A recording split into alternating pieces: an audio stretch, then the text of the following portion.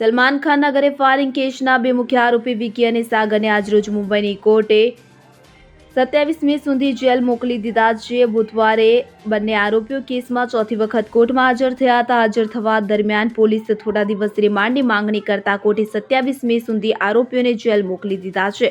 બંને આરોપીઓ 16 એપ્રિલથી પોલીસ કસ્ટડીમાં છે. મહત્વનું છે કે અગાઉ 29 એપ્રિલે થયેલી સુનાવણીમાં સ્પેશિયલ MCOCએ જજ AM પાટીલે બંનેને 8મી મે સુધી જ્યુડિશિયલ કસ્ટડીમાં મોકલી દીધા હતા. હવે તેમની કસ્ટડી 27 મે સુધી લંબાવી દેવાઈ છે.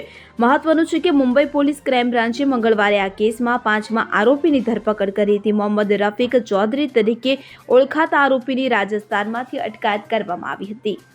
Bureau report CN24 news. હવે જુઓ દેશ દુનિયાની તમામ ખબરો તમારી આંગળીના ટેરવે.